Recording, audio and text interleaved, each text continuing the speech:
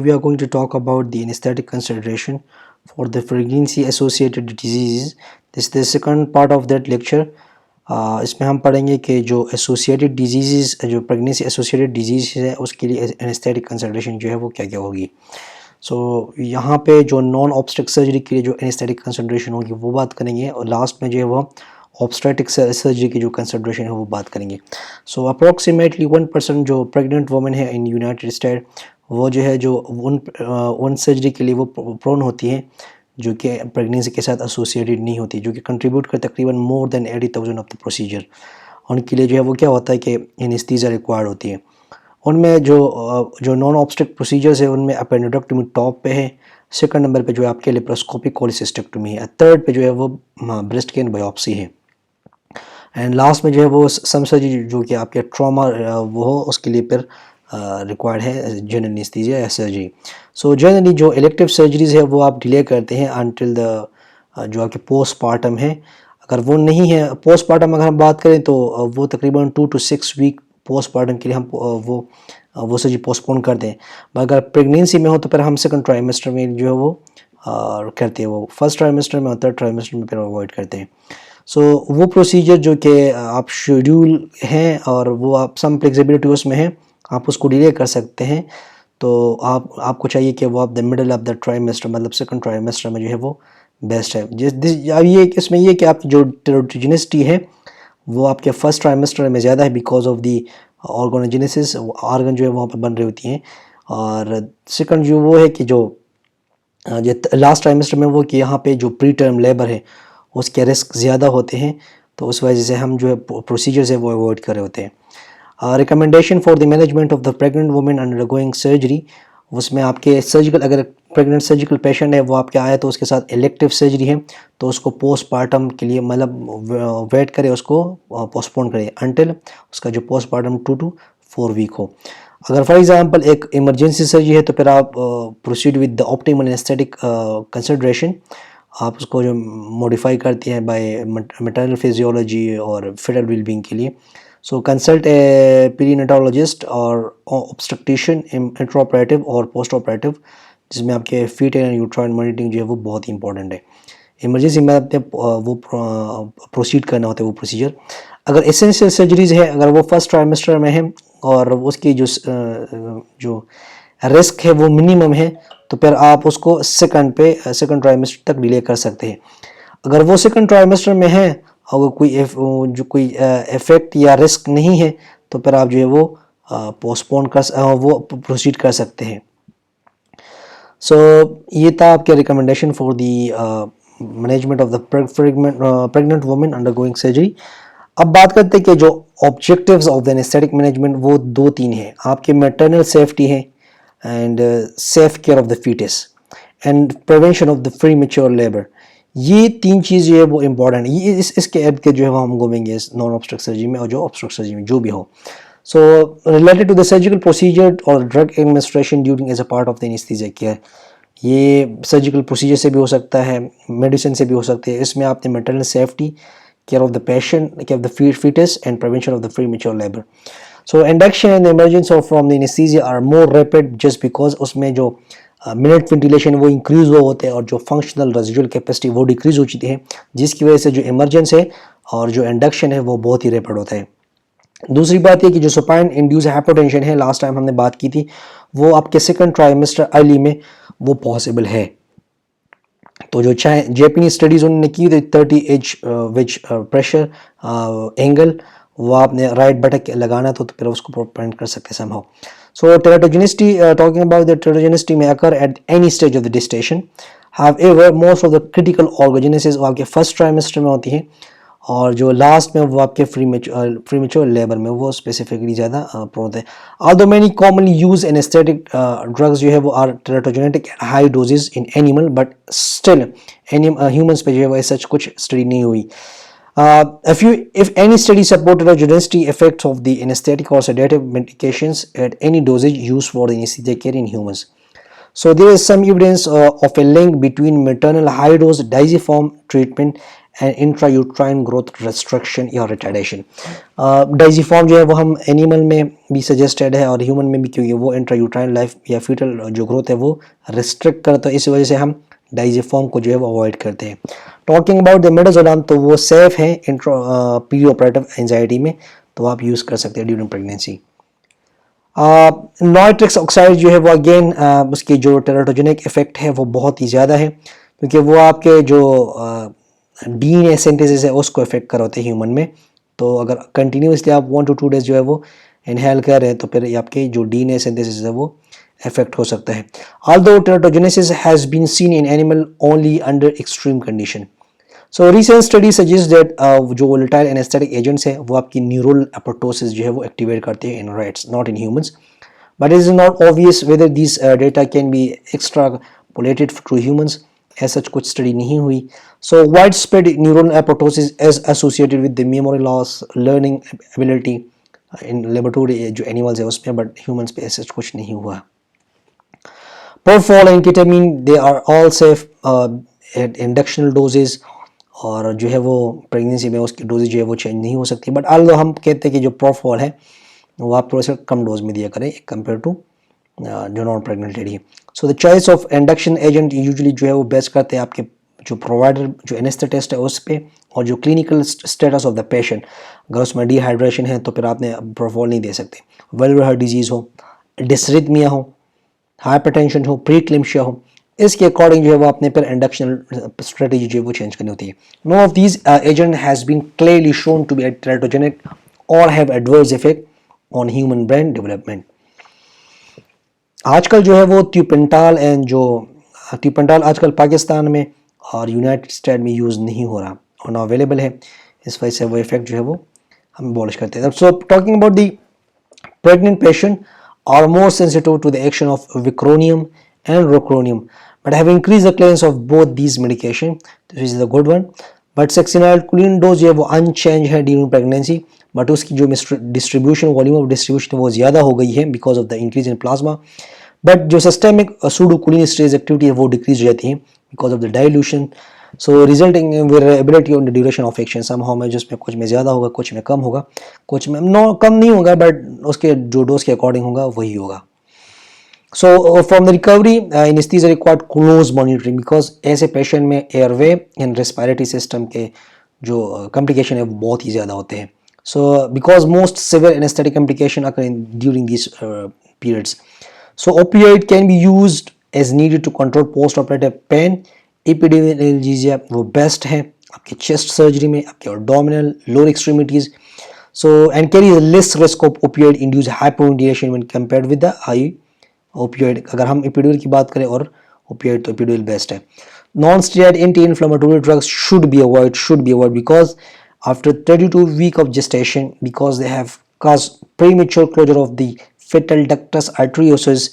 So if अगर आप उसको जो है वो 48 आवर से ज़्यादा देते हैं तो फिर आपके premature foetal ductus arteries close हो जाती है, तो एज अ रिजल्ट आपके पेशेंट की बेबी जो है वो आपकी बेबी जो है वो fetus वो एक्सपायर हो सकता है।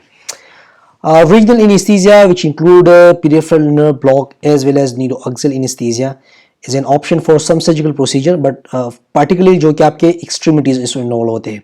अगर आपके abdomen या central तो ऐसे कैविटी इन्वॉल्व है तो फिर मुश्किल हो जाते हैं। It has been advantage for of avoiding these risk factor with the general anesthesia, particularly जो airway है और जो fetal drug exposure है वो आपके regional anesthesia में नहीं होता। During pregnancy जो local anesthetic dose जो है वो decrease कर जाती है तकरीबन 25 to 30%, because वहाँ पे जो endogenous opioids है और जो local toxicity की वजह से, cardiovascular toxicity की वजह से, तो उस वजह से जो ड्रग्स है वो हम डोज हम कम कर देते हैं। बिकॉज एक तो ये है कि वहाँ पे जो फिजियोलॉजिकल ओपियोइड्स होते हैं, जो इंट्रिंसिक ओपियोइड्स है वो उसकी लेवल ज़्यादा होते हैं, और जो थ्रेशोल्ड पेन थ्रेशोल्ड है वो इंक्रीज़ हुआ होता है, तो ऐसे पेशेंट में पेन की जो है वो थोड़ी सी कम होती है। According to the regional anaesthesia, according to जो the American college of obstetrician and gynaecology and which is Committee on Obstetric Practice, title under the non-obstetric surgery during pregnancy, वो recommend करते हैं कि an obstetric consult be obtained before the surgery and the use of the fetal monitoring be individualized. वो कहते हैं कि जो according to ACOG, वो से बुक में लिखा है कि नॉन ऑब्स्ट्रक्ट सर्जरी, वो कहते हैं कि अगर बिफोर सर्जरी आपने ऑब्स्ट्रक्टिशियन को जो है वो कंसल्ट करना होता है और intra operative and post operative foetal heart rate जो है वो मॉनिटर करना होता है हर एक बंदे की. So talking about the obstruct anesthesia care services or considerations. So regional anesthesia technique is the very best among all these patients. So use of regional technique in particular patient required an understanding of the neural pathway responsible for the transmission of the pain during labor and delivery. Pain of the labor arises primarily from the receptor in the uterine and the perineal structures. So apparent जो pain impulses है आपके cervix से and uterus से वो travel करती हैं आपके sympathetic nervous system के साथ, और वो करती है तकरीबन T10 एंड L1 तक. जो पेन पाथवे है फ्रॉम द पेरिनियम वो करते S2 तक एंड S4 तक वाया पेडेंटल नर्व. जो the pen during the first stage of the labour जो कि रेगुलर कॉन्ट्रैक्शन से होते हैं और डायलेशन ऑफ द सर्विक्स, तो वो क्या कहते हैं, in the traction around the ligament the pain is visceral and refer to as dermatomas supplied by the spinal cord at the level of T10 and N1. During the second stage of the labor, complete dilation of the cervix to deliver of the fetus, and pain is somatic and is produced by a distension of the perineum and stretching of the fascia, skin and subcutaneous tissue. So जब आप एक epidural catheter लगाते हैं तो उसका जो main provision है of the analgesia during labor and delivery or anesthesia for the cesarean section. It is important to confirm कि आपने catheter जो है वो intravascular पुट की है या subarachnoid space पुट की है. अब इसके लिए हम क्या करेंगे कि जो for this purpose हम क्या करते हैं, एक test dose opioid देते हैं या लोकल एनेस्थेटिक देते हैं along with epinephrine of 15 microgram. अगर ऐसे पेशेंट में अगर इंट्रावीनस है तो फिर क्या होगा, ये पेशेंट जो वो सडनली टेकेकार्डिक होगा, तो हमें पता चल जाएगा कि ये हमने इंट्रावीनस जो है वो पुट किए. अगर एक पेशेंट है वो बीटा ब्लॉकर पे है तो सडनली आप उसको देते, अगर स्टिल वो इंट्रावीनस है तो वो ब्रेडिकार्डिया जो है वो पैरोक्सिस्मल ब्रेडिकार्डिया डेवलप हो जाएगा. बट साथ में उसकी जो ब्लड प्रेशर है सिस्टोलिक ब्लड प्रेशर वो 15 mRpg इंक्रीज कर जाए, जिसकी वजह से हमें पता चल जाता है कि आपके कैथेटर इंट्रावास्कुलर कैथेटर प्लेसमेंट है. Rapid onset of analgesia suggest subarachnoids place वो बेस्ट है. हाइपोटेंशन में required administration small dose of ephedrine which is तकरीबन 5 to 10 mg IV और पिनाइलिफ्रीन तकरीबन 2200 माइक्रोग्राम IV.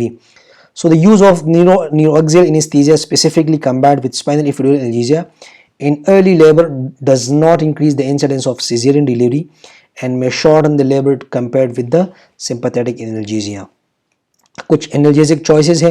अगर आप बोलस में देना चाहते हैं तो bupivacaine 0.125% along with the hydromorphine 10 microgram per ml वो भी आप दे सकते हैं along with the 5 microgram per ml Fenta and Sufenta 1 microgram per ml and ropivacaine 0.075% may be used with opioid as above जो आगे Sufenta है, Remifenta है, Alfenta है and hydromorphine ये डोज में. अगर आप इन्फ्यूजन देना चाहते हैं तो bupivacaine 0.0625% से लेके 0.125% आप यूज़ कर सकते हैं along with the hydromorphine 3 microgram per ml and Fenta 2 microgram per ml on Sufenta with 2 microgram per ml. और अगर आप ropivacaine यूज़ करें तो वो 0.75% होगा along with the opioid जो कि Fenta है, hydromorphinium है and Sufenta है. Combined spinal epidural analgesia is the best one, but उसमें ये हो कि आपके हाइपोटेंशन के चांसेस बहुत ज़्यादा हैं. सो combined spinal epidural analgesia has been advocated as an alternative to epidural analgesia during labor. Advantages cited for the combined technique include more rapid onset of analgesia, increased reliability, effectiveness, and when instituted at a rapidly progressing labor, and minimize motor block. So subarachnoid administration of low doses of opioids such as Fenta 12.5 microgram से लेकर 25 microgram और Sufenta 5 to 10 microgram result in a rapid 5 minutes nearly complete pain relief during the first stage of the labor. Low doses of local anesthetic for 2.5 mg of bupivacaine may also be added to the opioid solution. वो आपके onset, आपकी duration, आपकी efficacy जो है वो increase कर जाता है. डिसएडवांटेज ये है कि ये फिटल ब्रेडिकार्डिया काज कर सकता है, so which is usually begin a very short lasting but increase the risk of post punctual headache वो भी है. It has not been cited in concern with the literature, but कुछ लोग कहते हैं है. This technique should be considered especially when neuroaxial analgesia is requested in very early labor or in rapidly progressing multiparesis labor. जो anesthesia for the cesarean delivery, a large and growing minority, more than 30% of the parturient women delivered by cesarean section. If an epidural analgesia is used for the labor, this technique can easily be then converted into cesarean section or spinal anesthesia. So most elective and many urgent cesarean delivery are performed under spinal anesthesia. Hyperbaric solution, bupropion, which is very reliable anesthetic, often addition of the opioid for the post-operative analgesia. I would suggest कि आप opioid जो है वो दें intrathecal for the cesarean section. GA for the emergency procedure, but आजकल जो है वो हम avoid करते हैं GA for the cesarean section. वो कहते हैं कि जो unscheduled cesarean deliveries हैं on the consensus of ACOG and the American Society of Anesthesiologists, वो ये कि उस हॉस्पिटल में कैपेबिलिटी होनी चाहिए कि आपके सीजरियन सेक्शन जो है वो विदिन 30 मिनट वो ऑपरेट करें. So indication for unscheduled caesarean section, आपके अरेस्ट ऑफ द लेबर हो, non reassuring foetal heart rate हो, मैटरनल इलनेस हो. ये रिस्क फैक्टर्स है फॉर द मदर, ताकि आप चूज कर सकते हैं caesarean section rather than normal vaginal delivery. So ideally all the patients should be assessed by anesthesiologist team, and when the patient characteristic indicate increased anesthetic risk, you have to go for that. कौन कौन से factor जो कि increase करते हैं anesthetic risk? Obesity, facial and neck edema जो कि common है आपकी प्रेगनेंसी में, extremely short stature, difficulty of mouth opening, arthritis of neck, short neck, small mandible, abnormalities of face, mouth, teeth, pulmonary diseases, and also along with the cardiovascular diseases. So obviously जो pre-anesthetic assessment must include evaluation of the coexisting diseases as well as through thorough airway examination assessment. Pulmonary aspiration and failed intubation previously accounted for 3 to 4 of all the maternal death related to the anesthesia care. So significant advances in anesthesia care, including the development of video laryngoscopy, have led to a decline in the rate of aspiration and associated morbidity. This is very good. According to the American Society of Anesthesiology, जो close cramp projects हैं databases, between 2005 से लेकर 2013, there was only one case of aspiration associated with labor and delivery. But जो researcher हैं वो तकरीबन कहते हैं कि researchers are noted that no cases of death due to aspiration were reported in the United Kingdom between 2000 and 2005, compared to 1.5 cases per 1000 cases during 1940. This is a very big achievement. ये बहुत बड़ी achievement है हमारे लिए कि अभी जो है वो डेथ नहीं होती because of this pulmonary aspiration. So labor is a state of high caloric demand. अगर एक पेशेंट है वो उसको एपेटाइट नहीं है ड्यूरिंग एक्टिव लेबर और उसके कोई ऐसी कॉम्प्लिकेशन नहीं है जो कि आपको पल्मोनरी एस्पिरेशन पे जो है वो डिटेक्ट करे, लाइक प्रीक्लेम्शिया हो, ओबेसिटी हो या ट्रीटमेंट विद ओपियोइड्स हो, तो आप उसको एक क्लियर फ्लूइड दे सकते हैं.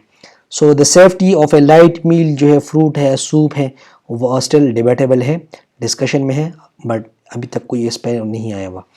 So urgent cesarean delivery for a non-reassuring fetal heart rate pattern does not necessarily preclude the use of regional anesthesia.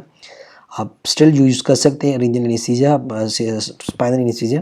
So rapid induction of spinal anesthesia is appropriate in many situations in which there is a fetal compromise, but participants at a high risk of the airway complication should be undergo early induction of the labor analgesia in hopes of precluding the need for the general anesthesia.